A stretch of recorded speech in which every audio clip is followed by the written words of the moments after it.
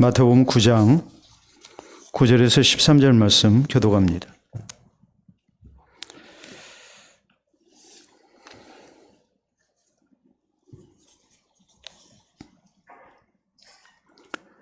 마태복음 9장 9절에서 13절 말씀 교독합니다. 예수께서 그곳을 떠나 지나가시다가 마태라는 사람이 세관에 앉아 있는 것을 보시고 이르시되 나를 따르라 하시니 일어나 따르니라.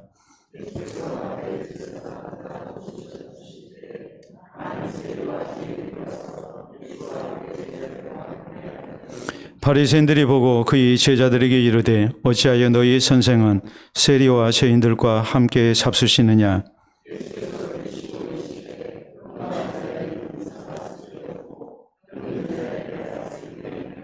너희는 가서 내가 긍휼을 원하고 제사를 원하지 아니하노라 하신 뜻이 무엇인지 배우라. 나는 의인을 부르러 온 것이 아니요 죄인을 부르러 왔노라 하시니라. 아멘. 오늘 마태복음 강의 쉬운 6번째 시간입니다. 서양의 고전 가운데 하나에 플루타르크 영웅전이라는 책이 있습니다. 이 책에 보면은 이런 유명한 말이 나옵니다. 사냥꾼은 좋은 사냥개를 얻으려 하고 말을 타는 사람은 좋은 말을 얻으려 한다. 영웅은 훌륭한 인재를 얻고자 한다라는 그런 말입니다. 서양 역사에 나타난 많은 영웅들을 소개하면서 저희가 자기 혼자 싸운 게 아니고 이런 훌륭한 그런 부하들을 거느리고 이제 위대한 업적을 이뤘음을 이렇게 강조하는 말입니다. 그렇기 때문에 옛말에 이렇게 얘기를 하죠. 사람 장사를 잘해야 천하를 얻는다라고 이렇게 말을 했습니다. 뛰어난 인재를 얻어야 되고 또 이런 인재를 잘 이렇게 사용할 수 있어야 그래야 이제 대업을 이룰 수 있다는 그런 말입니다. 그래서 옛말에 또 이렇게 얘기를 하죠. 인사가 뭐라고 그랬습니까? 만사다. 인사가 모든 일을 이렇게 가늠짓는 아주 굉장히 중요한 일이다라는 말입니다. 그런데 이게 이제 인사가 잘못되면 뭐가 됩니까? 인사가 망사가 된다. 모든 일이 망하고 맙니다. 또 인사가 참사가 되는 것이죠.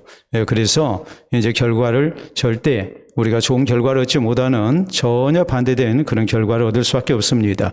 우리는 지난 시간에 우리 예수님께서 중풍병자를 치유하신 내용에 대해서 말씀을 살폈습니다. 우리 예수님은 그들의 믿음을 보시고 이렇게 이 중풍병자를 치유해 주셨습니다. 다시 말하자면 하나님을 향한 믿음, 예수 그리스도를 향한 믿음을 가지고 네 사람이 중풍병자를 예수님 앞에 데리고 왔습니다. 네 사람의 수고가 있었습니다. 희생이 있었습니다.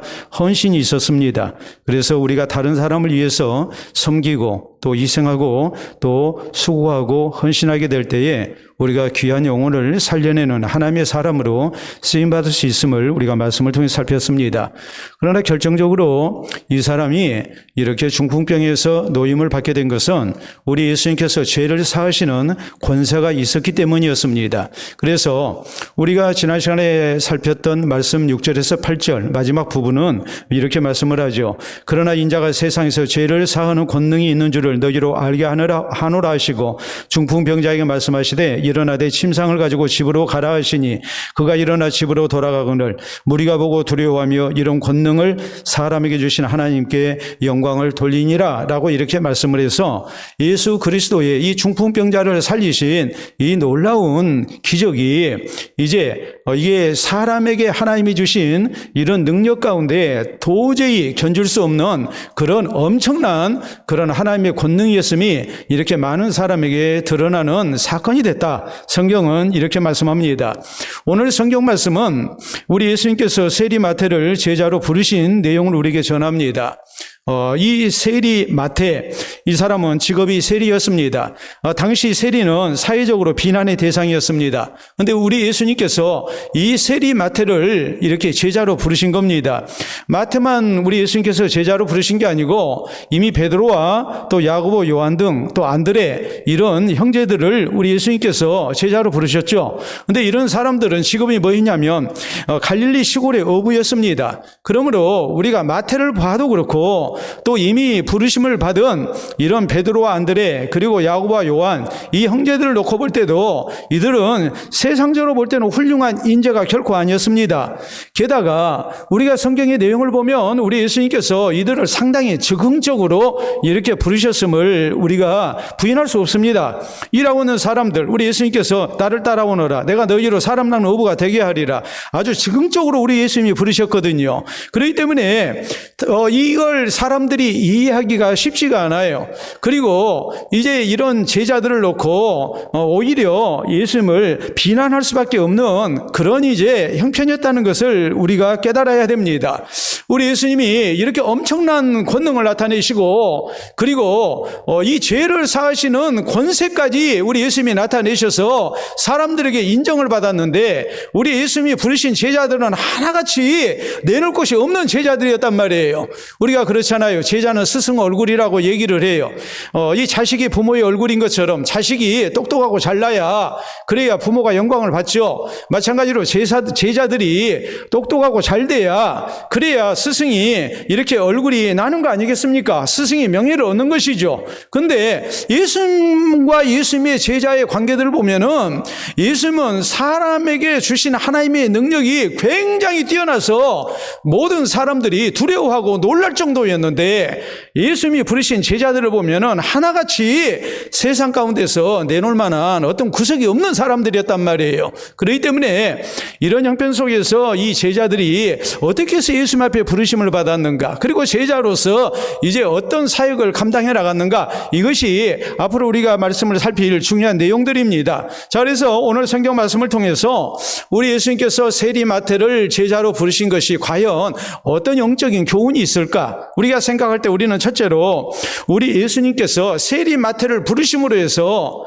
우리 예수님이 우리에게 나타내신 의도는 분명합니다. 그것은 누구든지 예수 그리스도 안에서 다 부르심을 입을 수 있고 구원받을 수 있다는 것을 우리 주님은 나타내신 거란 말이에요. 자, 9절에 있는 말씀 다시 봅니다. 예수께서 그것을 떠나 지나가시다가 마태라는 사람이 세간에 앉아있는 것을 보시고 이르시되 나를 따르라 하시니 일어나 따르니라 라고 말씀합니다. 자, 그것은 다름이 아닌 지금 가버나움이죠. 자, 중풍병자를 치유하신 현장입니다. 또 베드로의 고향이고 또 가족이 살고 있는 곳입니다. 이 마태라는 사람은 이제 직업이 세리였습니다. 당시 세리는 로마의 앞잡이로서 백성들에게 비난의 대상이었습니다. 이제 그럴 수밖에 없는 중요한 이유가 있습니다. 당시 로마는 식민지인 이스라엘을 다스릴 때에 효과적인 방법을 고민을 했습니다. 왜냐하면 유대 민족들이, 이스라엘 사람들이 다른 식민지 백성들과 기질이 달라요. 어떻게 기질이 다르느냐? 이들은 잘못된, 물론 그 잘못된 선민 사상이라는 것이 신앙적으로 볼 때 잘못된 겁니다. 그러나 이들은 분명히 하나님께서 사랑하신 백성들이거든요. 저희의 역사를 놓고 볼 때 하나님께서 세상 많은 민족 가운데 특별히 사랑하시고 부르신 백성들이었단 말이에요. 그러니까 이런 선민 사상이 아주 강한 사람들이에요. 하나님을 왕으로 모시고 하나님을 섬기는 사람들이 이렇게 로마 제국의 지배를 받게 됐을 때 고분고분 하겠습니까? 절대 고분고분 안 하죠. 선민 사상으로 무장된 사람들인데 자연히 어떻겠습니까?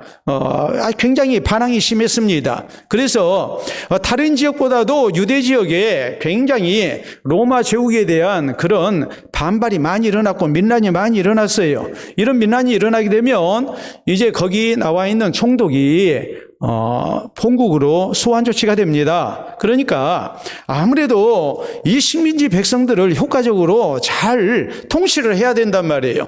그래서 이걸 통치를 할 때 저희가 사용했던 방법이, 고민해서 나온 방법이 몇 가지가 있어요. 첫째는 분봉왕 제도를 썼어요. 분봉왕 제도라는 것은 아예 자기들이 직접 통치를 하지 않고 간접적으로 통치를 하는 겁니다. 대신에 분봉왕은 누구의 지배를 받습니까? 분봉왕은 원래 원문의 의미는 4분의 1 왕이라는 말이거든요. 그러니까 이 유대 지역을 이제 전체적으로 이 가나안 땅을 넷으로 나눴어요. 넷으로 나눠가지고 왕을 4명을 세우는 겁니다. 그래서 한 왕이 전체를 통치하지 못하도록 4분의 1만 통치하도록 만든 거예요.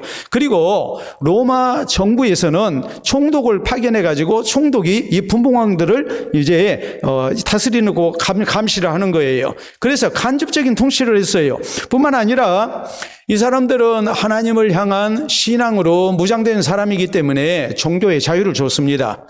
유대인들은 정치적으로 억압을 당한다 할지라도 신앙의 자유를 주면 그것으로 이렇게 만족하는 사람들이었습니다. 근데 반면에 정치적인 자유를 줘도 신앙의 자유를 주지 않냐면, 종교의 자유를 주지 않냐면 뭐 있겠습니까? 아주 극렬하게 항거를 했겠죠. 그러니까 그것을 이미 알고 로마 정부에서는 저희에게 종교의 자유를 줬어요.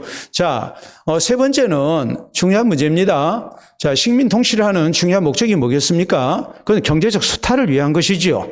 단순히 저희를 다스리기 위한 것만은 아니거든요. 미개한 백성들을 개화시키기 위해서, 그래서 식민 통치를 하는 게 아니에요. 어떻게 하면 많은 것을 수탈하겠는가? 여러분, 일제강점기 때에 일본이 우리나라에 철도를 놓고 우리나라의 근대화를 위해서 이렇게 애쓴 부분이 있습니다. 그것을 식민지 근대화론이라 해서 이 친일주의자들이 일본에게 우리가 식민 통치를 받았으니까 우리나라가 근대화됐다, 이런 말도 안 되는 소리를 합니다. 여러분, 일본이 식민지를 근대화시키려고 했던 이유는 뭐였겠습니까? 수탈을 용이하게 하기 위해서 했던 거거든요. 그래서 철도도 놓고 또 여러 가지 이제 정책을 편 거예요. 자, 마찬가지예요. 자, 로마 당국이 이렇게 식민지를 경영했던 것은 저희에게 경제적 수탈을 하기 위한 거거든요. 근데 경제적으로 수탈을 직접 하게 되면 이것도 문제가 생겨요. 그러니까 간접적인 수탈을 했어요. 그 간접적인 수탈이 뭐냐면 세리를 고용하는 일이었어요. 세리를 고용을 해서 이제 너희가 세금을 걷어들여라. 그리고 일정액을 이렇게 우리한테 바치고 나머지는 너희가 갖도록 해라 그랬어요. 그래서 이 세리들에게 준 재량권이 몇 %였느냐? 2.5%에서 14.5%였어요. 그러면 어떤 양심적인 세리는 한 2.5% 정도 붙여가지고 이제 세금을 징수를 합니다. 근데 아주 못된 세리는 어마어마하게 많은 세금을 수탈을 하는 겁니다. 그리고서 그걸 이제 자기들이 이렇게 착복을 하는 거예요. 이런 이제 형편이었기 때문에 아무래도 많은 세리들이 이 로마의 앞잡이가 돼가지고 세리라는 직업을 얻었을 때 이왕 요거도 먹은 거, 매국노로 요거도 먹은 거 이제 돈이나 벌어야 되겠다 이렇게 생각하고 굉장히 높은 고율의 그런 이제 세금을 매겨서 이렇게 수탈을 했단 말이에요. 그러니까 세리가 이런 세금을 많이 걷고 착복을 하니까 결국 같은 동족인 이스라엘 백성들 입장에서는 이 사람들을 매국노라고 불렀습니다. 또 허가받은 강도라고 했습니다. 또 수탈자라고 했습니다. 더 심한 경우는 사회의 나병 환자라고 그랬어요.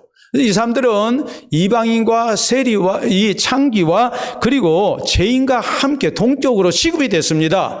심한 경우는 어떤 말이 나왔느냐? 지옥에 가면 2자리가 있는데 그중 한 자리는 세리 자리다. 이런 얘기까지 나올 정도로 세리는 아주 이 사회에서는 절대로 존재해서는 안 될 그런 이제 존재로 이렇게 멸시를 당했습니다.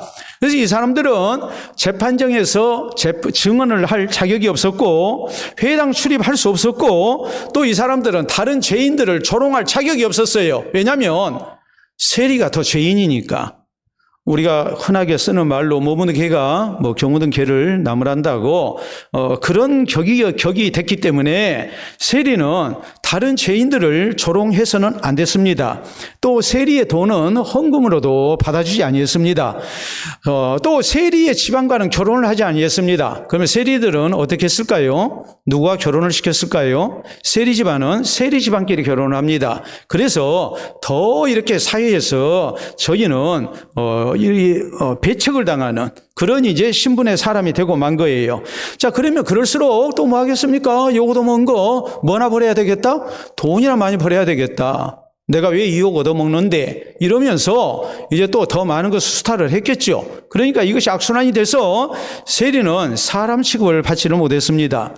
근데 예수님께서 이런 세리 마태를 제자로 부르신 겁니다. 왜 예수님이 이런 제자를 부르셨을까요?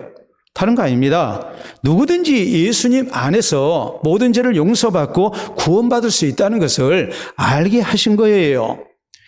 원래 이 마태의 이름은 우리가 누가복음 5장 29절을 보면 레이로 나옵니다. 마태의 본명은 레이예요.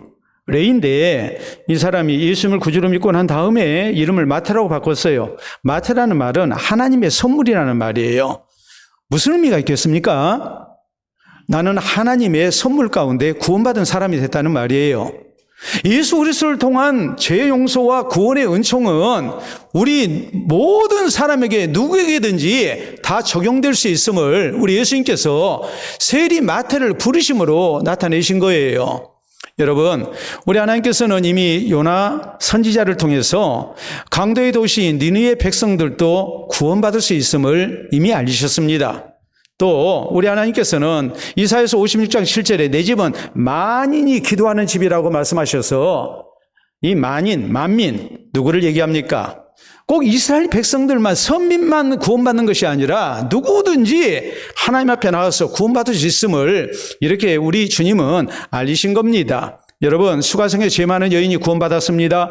또 십자가상의 강도, 세상 가운데서 절대 있어서는 안 되는 사람, 사회로부터 영원한 격리를 당한 이 십자가상의 강도, 한 번도 예수님을 향해서 제대로 된 삶을 살아보지 못했던 이 사람도 마지막 죽음의 자리에서 예수님을 구주로 믿었을 때 그도 천국 가는 그런 놀라운 은총을, 구원을 허락받을 수가 있었습니다.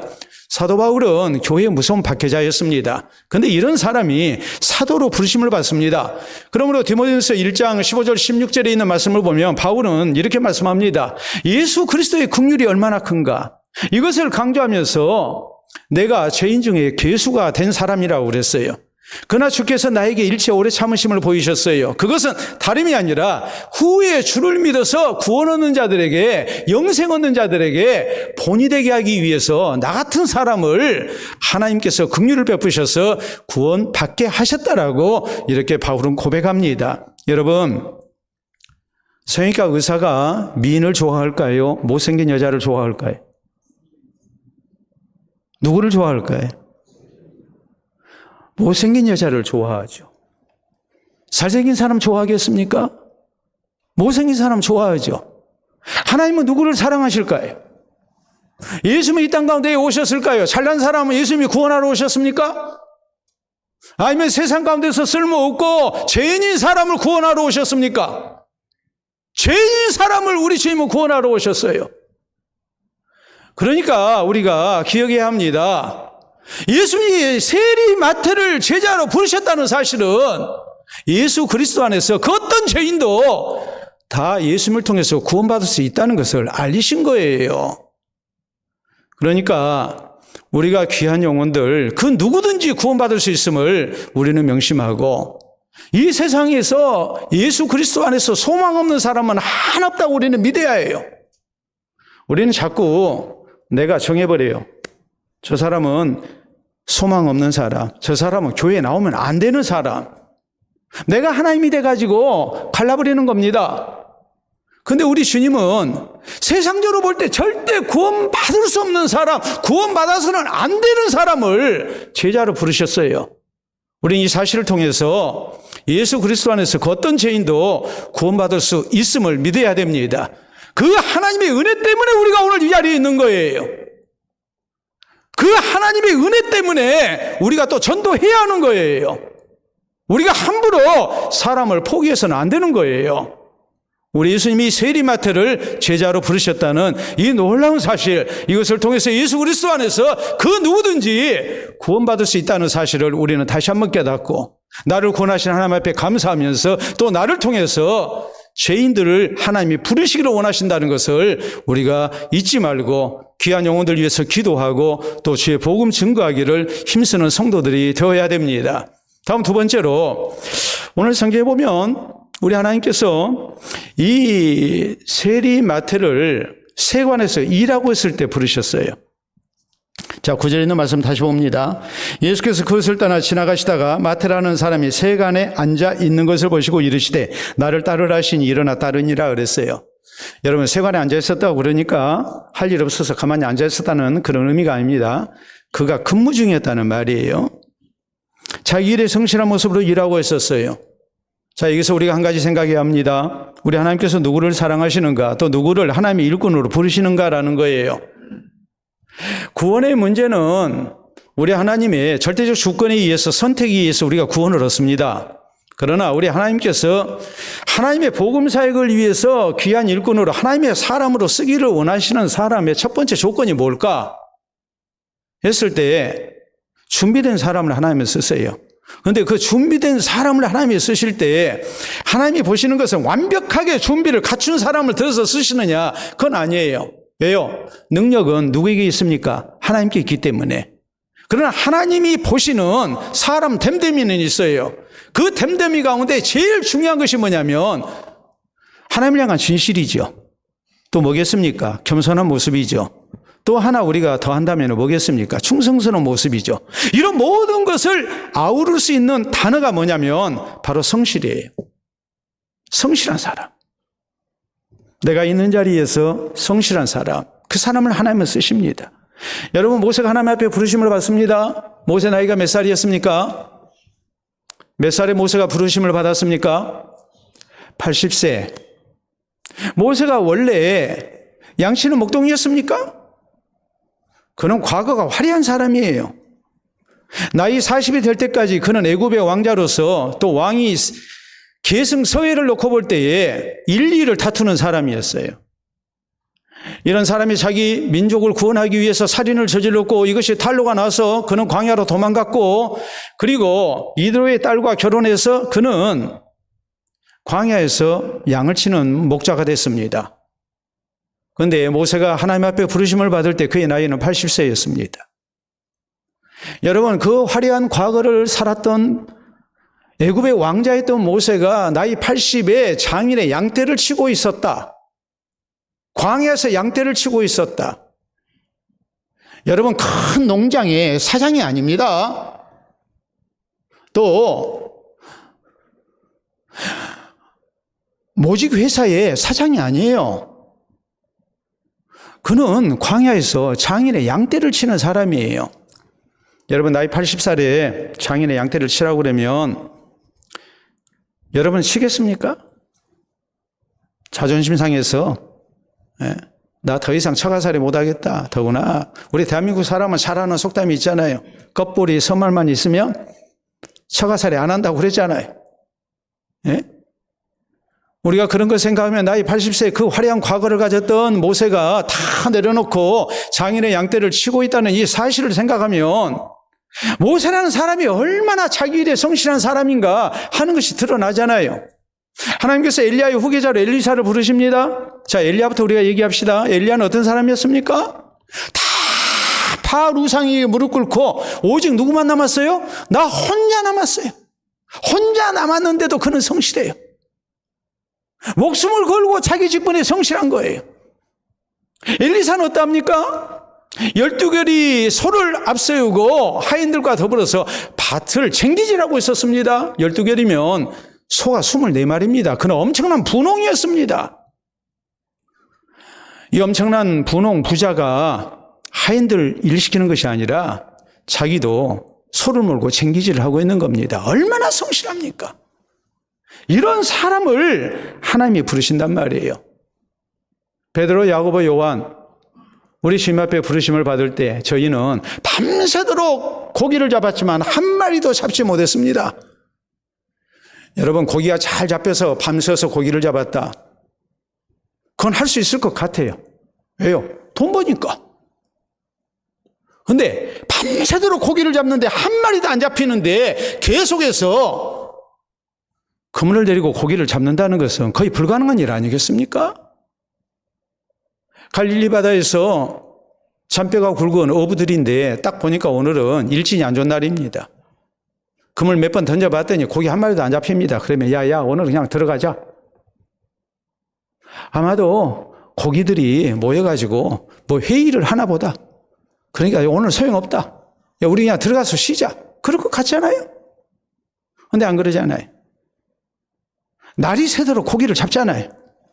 한 마리도 안 잡혀도 잡잖아요. 이런 성실이 우리 주님이 보시기에 참으로 아름다운 모습이었고 부르심을 받을 만한 모습이었다는 것을 우리는 기억해야 합니다. 능력을 보고 부르신 게 아니라 성실을 보고 부르신 거예요. 순종하는 모습을 보고 부르신 거예요. 옛말에 성실은 모든 일의 시작이요 끝이다 그랬어요. 성실이 없으면 아무것도 존재하지 않는다 그랬어요. 요새는 이런 말을 씁니다. 게으른 천재보다는 성실한 보통 사람이 더 성공한다 그래요. 여러분한테 제가 묻겠습니다. 게으른 천재가 성공할 가능성이 큽니까? 성실한 보통 사람이 성공할 가능성이 큽니까? 답은 이미 주어졌잖아요. 게으른 천재? 아닙니다. 천재가 성실하면 더 좋죠. 근데 게으른 천재와 성실한 보통 사람을 놓고 볼 때 누가 성공하느냐? 성실한 보통 사람이 성공합니다. 그래서 성실에 대해서 이렇게 말합니다. 보도록 하겠습니다. 자, 성실보다 더한 지혜는 없고 성실함으로 이겨낼 수 없는 것은 없고 성실이 빠지면 제대로 되는 일이 없고 성실은 모든 영웅들의 특징이다 그랬어요. 가장 중요한 것은 재능이 아니에요. 내 경험도 아니에요. 내 경력도 아니에요. 내 머리도 아니에요. 가장 중요한 것은 성실이에요. 오늘 하나님이 나를 있게 하신 것에서 직장에서도 우리가 성실해야 하고 교회에서도 성실해야 하고 우리의 신앙생활 속에서도 우리는 성실해야 합니다. 성실해야 하나님이 사랑하시고 하나님이 그를 부르시고 하나님 나라 사역을 위해서 쓰십니다. 우리 그리스도인의 문제가 뭐냐면 교회에서는 성실한데 직장에서는 성실치 못한 사람들이 있습니다. 혹은 그 반대인 경우도 많죠. 직장에서는 둘도 없을 정도로 성실한데 교회에서는 성실치 못한 사람들이 있습니다. 직장 생활에는 굉장히 성실한데 신앙 생활에는 성실치 못한 사람들이 있습니다. 우리가 그래서는 안 됩니다. 하나님이 나를 있게 하신 가정에서 혹은 일터에서 혹은 교회에서 우리가 직장에서 일할 때에도 사람을 대할 때 누구를 섬기듯이요? 우리 주님을 섬기듯이 우리가 성실해야 합니다. 교회에서 우리가 성실해야 합니다. 성실한 모습으로 하나님께서 내게 있게 하신 것에서 우리의 의무를 다하는 사람이 되어야 됩니다. 그래서 우리가 하나님 앞에 직장에서 일터에서 혹은 가정에서 또 교회에서 하나님 나라 사역을 위해 하나님 영광을 위해서 주의 제자로 부르심을 얻고 귀하게 쓰임받는 은혜가 있기를 바랍니다. 세 번째 우리가 생각해야 할 점이 있습니다. 오늘 성경 말씀 보면 예수님의 부르심에 대해서 마태가 응답을 하죠. 그리고 마태의 응답을 보고서 바리새인들이 어떤 반응을 보였는가라는 것을 오늘 성경 말씀은 또 우리에게 전합니다. 9절 다시 봅니다. 예수께서 그것을 떠나 지나가시다가 마태라는 사람이 세관에 앉아있는 것을 보시고 이르시되 나를 따르라 하시니 일어나 따르니라. 여기 일어났다라는 말은 즉시 일어났다는 말이에요. 망설이지 아니했다는 말이에요. 감사하는 마음으로 나왔던 세리를 우리 예수님께서 제자로 부르신 일에 대해서 감격하죠. 왜요? 지금 예수님이 중풍병자를 이렇게 세우셨거든요. 이 사람들이 다 두려워해요. 야, 하나님이 어마어마한 권능을 주신 분이구나. 모두가 다 지금 놀라고 있어요. 그런데 이 예수님이 사람들한테 멸시당하고 배척당하는 나를, 세리를 이렇게 제자로 부르시니까 너무나 감격해서 그는 즉시로 우리 주님을 따릅니다. 자, 10절에 있는 말씀 봅니다. 예수께서 마태의 집에서 앉아 음식을 잡수실 때에 많은 세리와 죄인들이 와서 예수와 그의 제자들과 함께 앉았더니 그랬어요. 자, 우리가 같은 사건을 기록하고 있는 누가복음 5장 29절에 있는 말씀을 보면 마태가 예수님을 위하여 큰 잔치를 벌였다 그랬어요. 그런데 마태는 자기가 예수님 앞에 부르심을 받고 큰 잔치를 벌린 일을 두고서 마태복음에 어떻게 기록을 하고 있냐면 그냥 예수님 모시고 식사했다라고 쓰고 있어요. 그러니까 그만큼 마태가 뭐 했다는 것을 얘기합니까? 겸손했다는 것을 지금 얘기하고 있는 거거든요. 우리가 앞으로 말씀을 살피겠습니다만 예수님의 12 제자를 소개하면서 마가복음에, 누가복음에, 또 마태복음에 예수님의 12 제자의 명단이 나옵니다. 그런데 마가나 누가가 12 제자의 이름을 쓸 때에 마태의 이름을 밝히면서 세리라는 용어를 쓰지 않았습니다. 마태, 레위 이렇게 썼거든요. 그의 과거를 안 밝혔어요. 근데 마태는 마태복음에 자기를 소개하면서 예수님의 제자로 부름받은 자기를 소개하면서 세리 마태였다라고 쓰고 있어요. 그러니까 그가 자기가 세리라는 직업을 가지고 사람들한테 멸시의 대상이 됐고 배척의 대상이 됐고 또 저주의 대상이 된 사람인데 나를 예수님의 제자로 불러주셨다는 것이 얼마나 감격스럽고 또 이것이 참으로 분에 넘치는 하나님의 은혜였는가라는 것을, 선물이었는가라는 것을 마태라는 이름을 통해서, 하나님의 선물이라는 이름을 통해서 쓸 뿐만이 아니라 나는 이렇게 비천한 사람인데, 제자 될 자격이 없는 사람인데 나는 하나님의 큰 은혜 속에서 제자로 부르심을 받았다라는 것을 표현을 하고 있는 것이죠. 그리고 예수님을 위해서 큰 잔치를 벌였어요. 근데 그는 큰 잔치라고 안 해요. 뭐라고 하냐면 그냥 식사했다. 근데 이 식사가 보통 식사가 아니라는 것을 알 수 있습니다. 왜요? 그 식사 자리에 다른 사람들이 많잖아요. 예수와 많은 세리와 죄인들, 또 예수님의 제자들, 이들이 함께 있었다고 그랬거든요. 그러니까 이게 적어도 몇십 명을 지금 대접하는 큰 잔치였다는 것을 알 수 있어요. 왜 그랬을까요? 우리가 두 가지 이유를 생각할 수 있겠죠. 먼저는 나를 구원하신, 나를 제자로 불러주신 주님에 대한 감사 속에서 헌신의 그런 뜻에서 이렇게 큰 잔치를 벌였다고 생각할 수 있어요. 두 번째는 송별회입니다. 내가 지금까지 다니던 직장 그만두고 이제 마태는 예수님의 제자로 새 출발을 하게 됐습니다. 근데 마태는 송별회를 열면서, 일반적으로 송별회는 떠나는 사람이 엽니까? 아니면 남아있는 사람들이 열어줍니까? 남아있는 사람들이 열어줘야 되잖아요. 여러분, 군대 가는 친구가 밥 사고 군대 갑니까? 군대 아직 안 간 친구들이 밥을 삽니까? 남아있는 친구들이 밥을 사잖아요. 당연히 그렇잖아요. 근데 이 잔치는 누가 지금 베푼 잔치예요? 마태가 베푼 잔치예요. 왜 이런 잔치를 베풀었을까? 예수님의 은혜에 대한 감사 속에서 그가 송별회를 이렇게 열고 있지만 또 한편으로 그는 나 같은 세리도 예수님의 제자가 되고 구원받는다는 것을 생각하니까 자기 동료들이 같이 구원받기를 원한 거예요. 그래서 동료들을 그 자리에 초청한 거예요.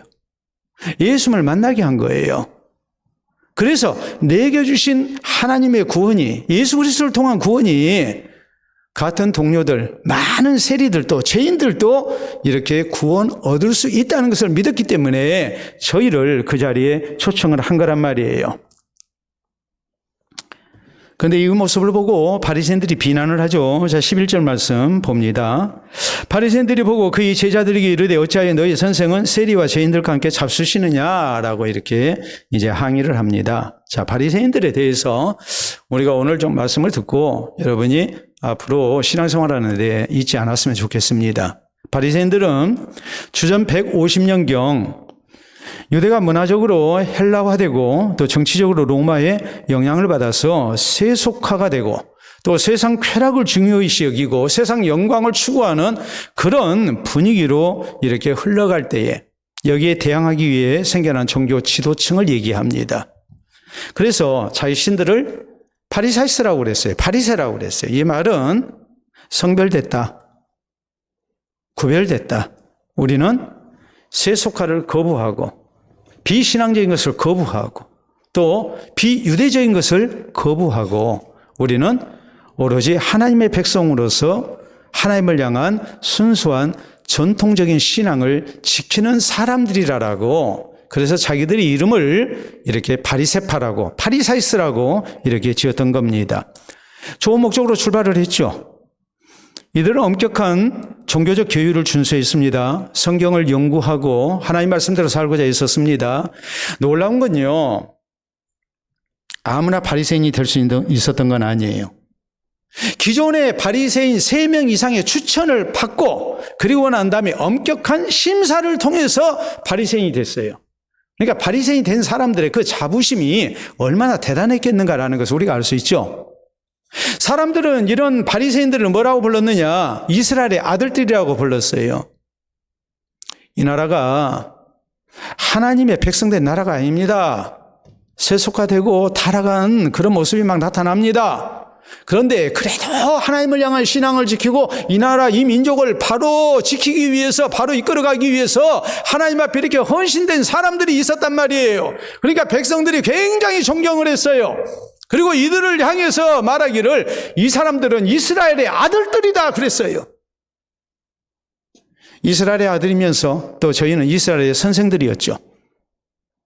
바리새인들은 수가 많지 않았습니다. 좀 전에 말씀드렸죠. 성경 연구하고 하나님 말씀대로 살아야 하고, 또 기존에 바리새인들의 3명 이상의 추천을 받아서 바리새인이 된 거니까 예수님 당시에 바리새인의 숫자는 6,000명밖에 되지 않았습니다. 안 많았어요. 이 사람들 죄인과 함께하지 않습니다. 죄인과 함께하지 아니했던 이유는 죄인과 함께하면 부정탄다, 우리가 동화된다 해서 함께하지 않았어요. 또 하나 중요한 목적이 있어요. 그것은 죄인들을 왕따시켜야, 죄인들과 접촉을 안 해야 죄인이 자기가 죄인인 것을 안다는 거예요. 그래서 바리새인들은 죄인들과 자리를 같이 하지 아니했어요. 그런데 예수님이 지금 많은 세리들과 더불어서 마태가 베푼 송별원에 지금 잔치에 지금 참여하고 계시거든요. 바리새인들의 규율 가운데 죄인과 관련된 규율이 몇 가지가 있습니다. 죄인들과 함께 먹어서는 안 됩니다. 죄인들의 물건을 사서는 안 됩니다. 또 죄인들의 집에 들어가서는 안 됩니다. 세리 마태는 죄인입니까 아닙니까? 바리새인들이 볼 땐 죄인이잖아요. 아주 나쁜 죄인이잖아요. 그러니까 지금 이런 세리들이 하나둘이 아니고 몇십 명이 모여 있는 겁니다. 최소. 거기 들어갈 수 없잖아요. 그러니까 제자들에게 항의하고 비난하는 거예요. 예수님께 직접 하지를 않았어요. 직접 하지 아니했던 이유는 2가지예요. 첫째는 예수님이 많은 세리들과 함께하고 있었기 때문에 거기 마태의 집에 들어갈 수 있다고 그랬어요? 없다고 그랬어요? 못 들어가니까. 그러니까 제자들을 통해서 항의하는 겁니다. 2번째는 예수님의 제자인 베드로와 안드레, 야고보, 요한 이들이 생각할 때 세리 마태를 예수님이 자기들과 똑같은 제자로 부르신 것이 마음에 들까요? 안 들까요? 마음에 들겠어요? 안 들겠어요? 안 들잖아요. 자신들은 세리와 동격이 아니잖아요. 자신들은 세리보다도 훨씬 나은 사람이잖아요. 도토리 기재기지만 그런 생각하지 않았겠습니까?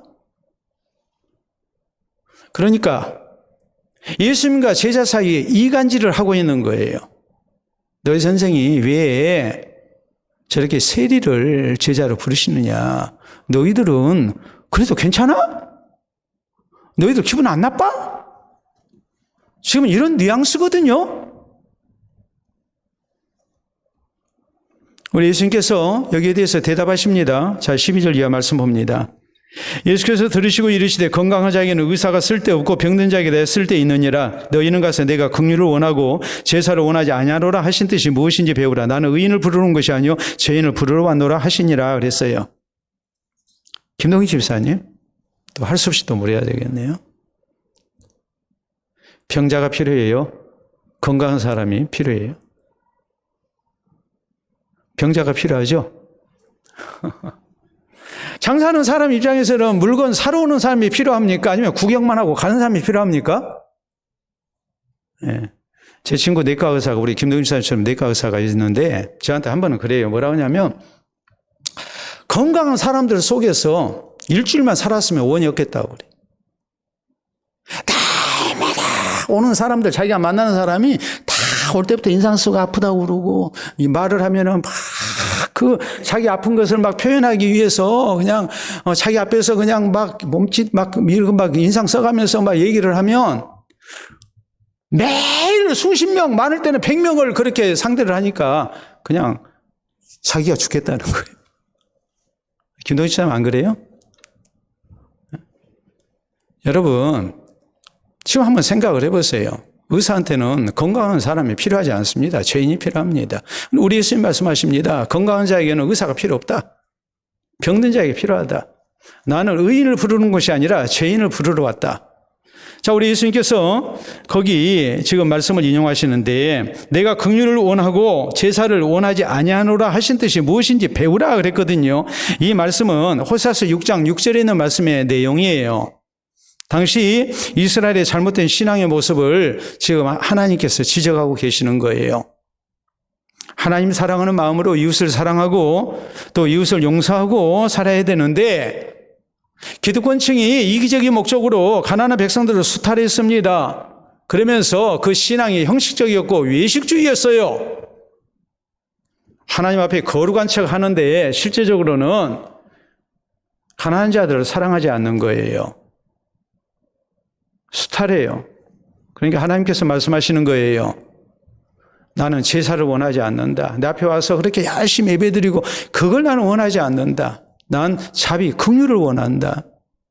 너희가 정말 하나님의 백성처럼 함께 부르심을 받은 주의 백성들을 정말 아끼고 사랑하고 섬기고 너희가 그렇게 살아야 되는데 아주 이기적인 모습으로 살면서 그러면서 예배만 제사만 열심히 드리니 나 그거 원하지 않는다. 나는 제사를 원치 않냐고 긍휼을 원한다는 자비를 원하신다는 이 하나님의 말씀이 무슨 뜻인가를 너희가 다시 한번 생각해라. 나는 의인을 부르러 온 것이 아니라 죄인을 부르러 왔다라고 말씀합니다. 여러분, 이 하나님의 말씀, 예수님의 말씀이 뭐겠습니까? 누구든지 구원받을 수 있으니까 우리가 주님 앞에 어떤 모습으로 나오라는 거예요? 죄인의 모습으로 나오라는 거예요. 바리새인들처럼 우리는 성별된 사람, 우리는 저런 죄인들과 같이 할 수 없는 사람, 우리는 거룩한 백성 이러면서 자기들을 특별 취급하고 예수님이 필요 없는 사람으로 생각하는 이런 잘못된 교만 이런 것을 다 버리라는 거예요. 그래가지고는 구원을 못 받는다고 우리 주님께서 말씀하시는 겁니다. 내가 가장 성별된 하나님의 백성이라고 생각했는데 너희는 그런 마음으로는 구원받지 못한다고 우리 주님께서 지금 일침을 두신 거예요. 일침을 가하신 거예요. 여러분, 우리가 그러잖아요. 모세가 시내산에 올라서 하나님을 뵈려고 하니까 하나님 말씀하십니다. 모세야, 모세야, 네가 선 것은 거룩한 것이니 내 발에 신을 벗어라. 하나님께서 모세에게 요구하신 것은 하나님 앞에 나아가는 우리가 가져야 할 기본적 신앙의 자세가 무엇인가? 그건 하나님 앞에 내가 죄인이라는 사실이에요. 이사야서 6장에 보면 이사야 선지자가 성전에 올라가서 하나님의 영광을 보게 됩니다. 스랍들의 찬양 속에 임재하신 하나님을 뵙고 그는 이렇게 탄식을 합니다. 화로다 나여 망하게 되었도다. 나는 입술이 부정한 자로서 만군의 여호와이신 왕을 배웠음이로다 그랬어요. 나는 입술이 부정한 자로서 입술이 부정한 백성들 가운데 거주하면서 만군의 여호와 되신 왕을 배웠음이로다 그랬거든요. 나는 선지자예요. 백성들과 다른 줄 알았어요. 근데 하나님 앞에서는 똑같이 뭐라는 거예요? 죄인이라는 거예요. 그걸 깨닫고 난 큰일 났다. 난 망하게 됐다. 탄식합니다. 우리 예수님께서는 누가복음 18장에 자기를 의롭다고 믿고 다른 사람을 멸시하는 자들을 향해서 비유를 말씀하십니다. 그 비유가 다름이 아닌 세리와 바리새인 두 사람이 성전에 올라가서 하나님 앞에 기도하는 내용이에요. 바리새인은 따로 서서 하늘을 우러러보면서 큰 소리로 기도합니다. 하나님, 나는 하나님 앞에 죄 안 짓고 이러이러하게 나는 살았습니다. 나는 금식도 일주일에 2번 했습니다. 나는 11조 바쳤습니다. 하면서 팍 자기 자랑 늘어놓습니다. 큰 소리로. 근데 세리는 멀리 서서 감히 하늘을 우러러보지도 못하고 자기 손으로 가슴을 치면서 주여 나를 불쌍히 여기소서. 하나님 나를 불쌍히 여기소서. 나는 죄인입니다. 우리 주님께서 결론을 말씀하십니다. 이 두 사람 가운데 누가 의롭다함을 받고 내려갔느냐? 바리새인 아니다. 세리다. 여러분, 바리새인이 거짓말한 게 아닙니다. 바리새인은 그렇게 살았습니다. 성별된 사람이었습니다. 근데 하나님 앞에 죄인된 의식이 없었어요. 세리는 내가 죄인인 것을 고백했을 때 하나님께서 그를 의롭다고 인정해 주십니다. 우리가 세상을 살면서 사람이 제일 진실할 때가 언제일까요? 학생이 선생님 앞에서 제일 진실할까요? 우리가 사장 앞에서, 사장님 앞에서 직원이 제일 진실할까요? 아니면 판사 앞에서, 검사 앞에서 피의자가 진실할까요? 아니면 의사 앞에서 환자가 제일 진실할까요?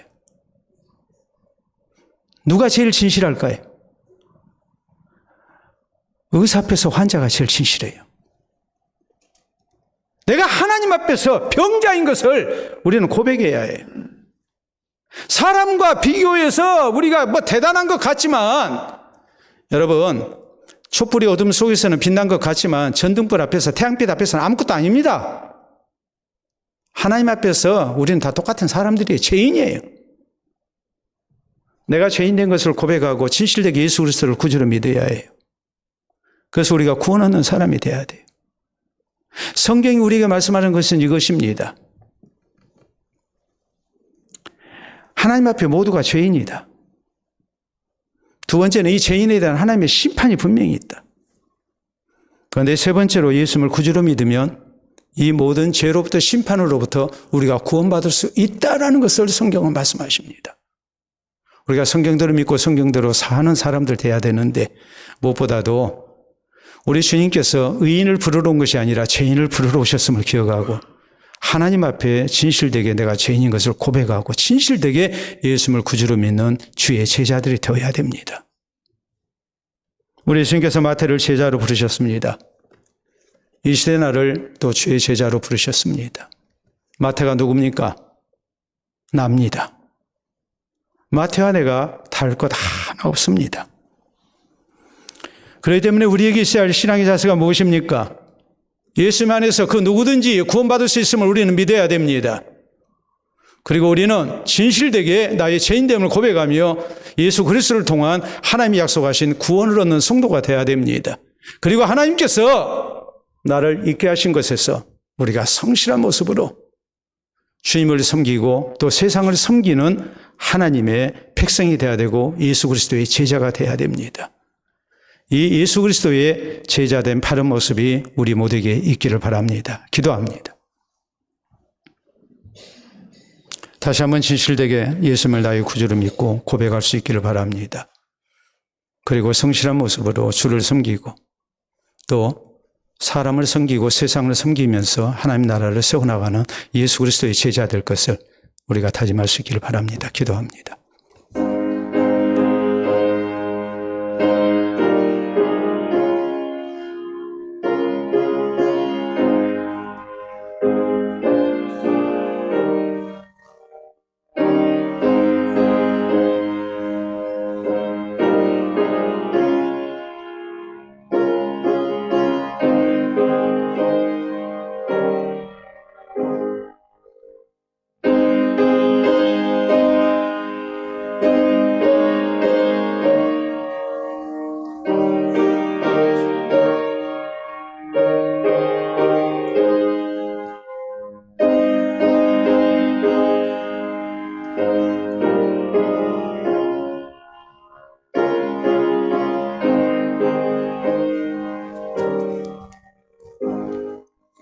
우리의 생명주가 되신 아버지 은혜를 진심으로 감사합니다.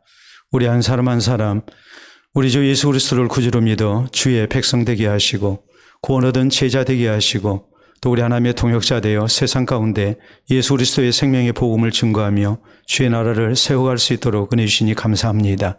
오늘 다시 한번 하나님 앞에 내가 죄인인 것을 고백하며 예수 그리스도를 구주로 믿으면 누구든지 다 구원받고 하나님의 자녀 될 수 있음을 다시 한번 고백하며 진실된 신앙 고백 가운데 우리가 주의 백성으로 또 주의 제자로 세상을 살아가기를 원합니다.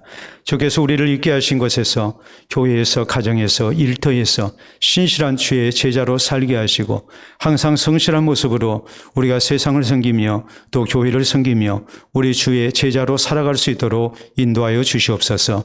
그래서 우리 개인의 신앙이 지켜지게 하시고 또 우리를 통해서 더 많은 영혼 영혼들이 구원 얻는 하나님의 나라를 세워나가는 예수 그리스도의 제자된 우리 모두 되게 해 주시옵소서.